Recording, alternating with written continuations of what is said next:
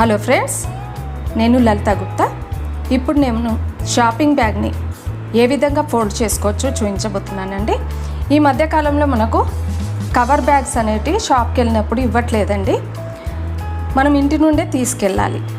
కూరగాయలకైనా షాపింగ్కైనా సరే తీసుకెళ్ళాలి. అలాంటప్పుడు మనకు ఇబ్బందిగా ఉంటుంది. దగ్గర బ్యాగ్ ఉండదు, కొనుక్కొని వెళ్ళాల్సి ఉంటుంది. అలా కాకుండా మనం బ్యాగ్ని నీట్గా ఫోల్డ్ చేసుకున్నట్టయితే చక్కగా పర్సులో కూడా పెట్టుకొని వెళ్ళొచ్చు. అదేవిధంగా మనం ఈ బ్యాగ్ లాగానే మనం క్లాత్ బ్యాగ్స్ని కూడా కుట్టుకున్నట్టయితే ఆ బ్యాగ్స్ని కూడా చక్కగా ఫోల్డ్ చేసినట్టయితే మనం ఈజీగా పర్సులో పెట్టుకొని వెళ్ళొచ్చు. ఫోల్డింగ్ ఎలా చేయాలో చూపించబోతున్నానండి. ఈ విధంగా బ్యాగ్ని తీసుకోవాలి. తీసుకున్న తర్వాత చక్కగా ఫోల్డ్ లేకుండా ఇలా అనుకుని ఒక ఫోల్డింగ్ ఇలా చేసుకోవాలి, ఒక ఫోల్డింగ్ ఇలా చేసుకోవాలి. చేసుకున్న తర్వాత మనం ఈ విధంగా బ్యాగ్ని ఫోల్డ్ చేసుకోవాలి.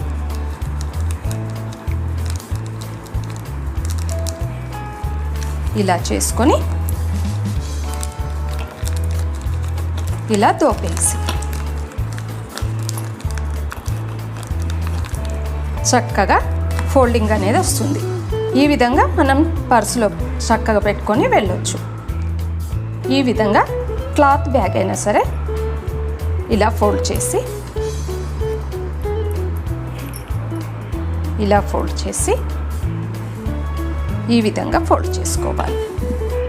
చేసుకున్న తర్వాత ఇలా చేసేసుకోవాలి. ఈ విధంగా ఫోల్డ్ చేసినట్టయితే ఒక్క దగ్గరగా వస్తుంది కాబట్టి మనం హ్యాండ్ బ్యాగ్లో వేసుకున్నట్టయితే చక్కగా షాపింగ్కి వెళ్ళిపోవచ్చు.